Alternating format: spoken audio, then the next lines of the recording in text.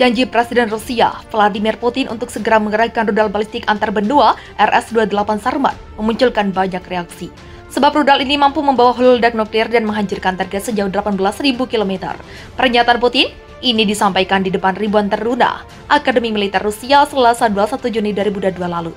Rudal balistik antar benua RS-28 Sarmat atau yang dikenal dengan SS-18 Satan II disebut Putin akan mulai memasuki dinas militer pada akhir 2022 mendatang. Keputusan Putin direspon keras oleh Amerika Serikat, Inggris, dan negara-negara anggota Pakta Pertahanan Atlantik Utara. Hal ini diyakini bisa memicu kepecahannya Perang Dunia III, terlebih apa yang dilakukan Rusia saat menginvasi Ukraina dalam kurun waktu 4 bulan terakhir. Sikap Rusia diprediksi tidak akan melunak. Negara Burang Merah sepertinya akan melakukan tindakan apapun untuk melawan hegemoni Amerika beserta sekutunya.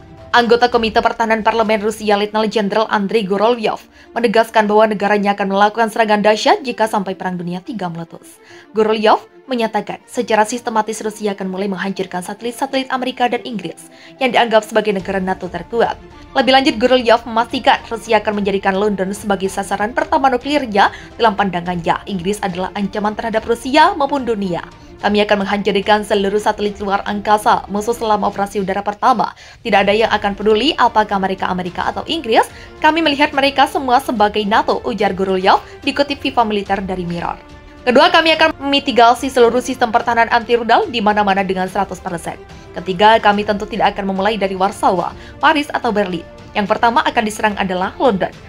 Sangat jelas bahwa ancaman terhadap dunia berasal dari Anglicized, katanya. Di sisi lain, Gorolyov meyakini jika Amerika, Inggris, maupun negara-negara NATO lainnya tak memiliki keberanian untuk menghadapi perang terbuka dengan Rusia. Dengan peran vital di hampir seluruh sektor Eropa, Rusia bisa memutus seluruh daya dan membuat wilayah barat benua biru lumpuh. Sebagian besar dari operasi untuk menghancurkan situs-situs yang sangat penting, Eropa Barat akan terputus dari pasokan listrik dan takkan bisa bergerak. Semua situs cetu daya akan dihancurkan, ucap Gorolyov melanjutkan. Dan pada tahap ketiga, saya akan melihat apa yang akan dikatakan AS kepada Eropa Barat. Ini adalah soal melanjutkan perjuangan mereka dalam cuaca dingin tanpa makanan dan listrik. Saya bertanya-tanya bagaimana mereka bisa bertahan, katanya. Radius bom nuklir Rusia diprediksi mampu hancur luburkan setengah isi bumi. Radius bom nuklir ternyata mampu menjangkau ribuan kilometer dari lokasi yang dibom, dan jika invasi Rusia ke Ukraina meningkatkan resiko konflik nuklir, artinya hampir setengah wilayah di bumi akan hancur lebur. Menurut Farasi, ilmuwan Amerika, Rusia dan Amerika Serikat memiliki 90% senjata nuklir dunia. Rusia memiliki 1.588 senjata. Mereka dikerahkan pada rudal antar benua yang memiliki jangkauan setidaknya 5.500 km dan pangkalan pembom berat yang mampu membawa dan menjatuhkan muatan nuklir. Sementara Amerika memiliki 1.644 senjata yang disiapkan dengan cara yang sama. Kedua negara juga memiliki hampir 5.000 bom aktif.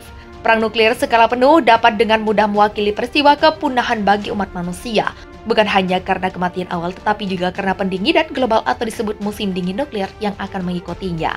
Senjata memiliki jangkauan kurang dari 500 km di darat dan kurang dari 600 km melalui laut atau udara. Senjata-senjata ini masih memiliki dampak yang menghancurkan di dekat zona ledakan, tapi tidak akan menciptakan kiamat nuklir global terburuk.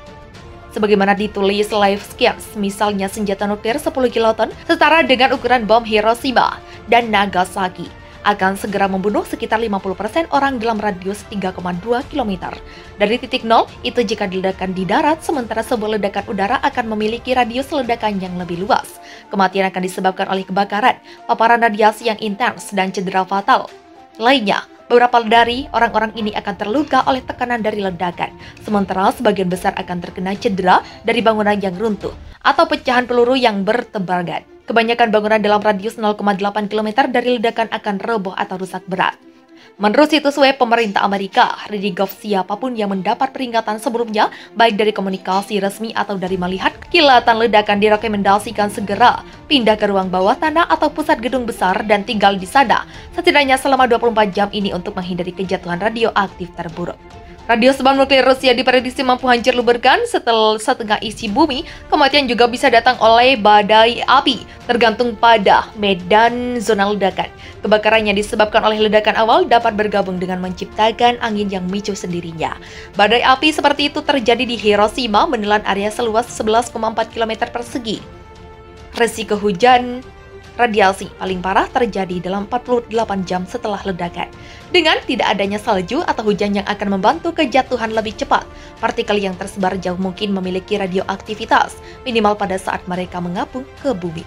Pada 48 jam setelah ledakan area yang awalnya terpapar 1000 rentgen per jam hanya akan mengalami radiasi 10 rentgen per jam. Rentgen adalah satuan radiasi pengen. Radius bom nuklir yang dipaparkan di atas menganggap betapa menakutkannya kekuatan bom nuklir tersebut. Perang Rusia di Ukraina masih belum usai, namun mantan Menteri Luar Negeri Rusia Andrei Kozyrev telah mengeluarkan prediksi kapan tempatnya Presiden Vladimir Putin akan mempertimbangkan penggunaan senjata nuklir. Mereka dapat digunakan tetapi dalam situasi yang sangat-sangat spesifik, kata Kozyrev yang kini jadi pengkritik Putin kepada Fox News Digital dikutip Selasa 19 April. Jika Rusia atau salah satu dari negara-negara itu benar-benar mengancam di hati mereka secara eksistensial, yaitu jika pasukan NATO datang ke Moskow, maka mungkin mereka akan menggunakan senjata nuklir. Tetapi tidak ada ancaman eksistensial bagi Rusia dalam situasi saat ini, kata Kozyrev. Rusia melancarkan serangan di Ukraina sejak 24 Februari hingga kini pertempuran masih terjadi, meski 2.000 lebih warga sipil telah tewas. 2 pekan lalu Rusia telah mengubah arah serangannya selama beberapa minggu terakhir. Setelah gagal merebut ibu kota Ukraina, Kiev, militer Rusia kini fokus ke Ukraina Timur yakni Donbas, wilayah di mana milisi pemberontak pemerintah berada, meski serangan rudal sempat mengenai beberapa area lain di Ukraina. Rusia telah mendapatkan banyak sanksi dari sejumlah negara Uni Eropa atas invasinya ke Ukraina. Diketahui sejumlah negara di dunia menjatuhkan sanksi ekonomi kepada Rusia, termasuk mengembargo minyak dan gas. Tak sampai di situ saja, rupanya sanksi lainnya adalah beberapa negara Eropa malah menutup pintu masuk bagi sejumlah pejabat tinggi Rusia. Hal ini menyebabkan pejabat Rusia tak bisa keluar dari negaranya sendiri. Kejadian ini dialami oleh Menteri Luar Negeri Rusia, Sergei Lavrov saat hendak melakukan perjalanan ke Serbia. Dikutip postbelitung.co dari Tribun Wow yang melansir dari Desak, Selasa 6 Juni. Kejadian ini membuat Direktur Jenderal Roskosmos, Badan Ruang Angkasa Rusia Dmitry Rogozin marah besar. Bahkan Dmitry Rogozin mengancam akan memusnahkan separuh Eropa dengan rudal nuklir karena sudah mengisolasi sejumlah pejabat tingginya.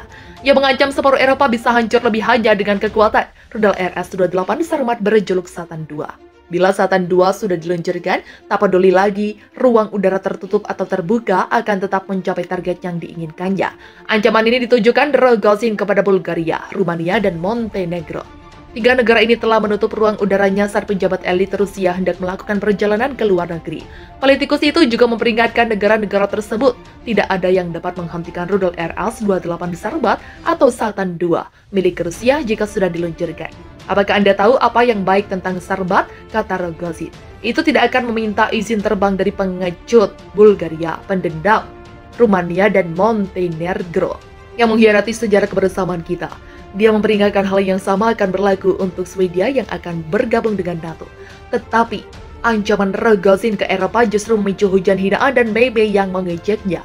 Dalam upaya terakhirnya untuk menakut-nakuti oleh Rusia, Rogozin menyoroti lubang sedalam 26 kaki yang dibuat menggunakan nuklir.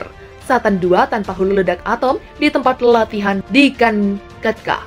Dengan buatan nuklir kawah seperti itu, di lokasi musuh akan terlihat bagus, sangat besar dan sangat dalam dan bermuatan radioaktif.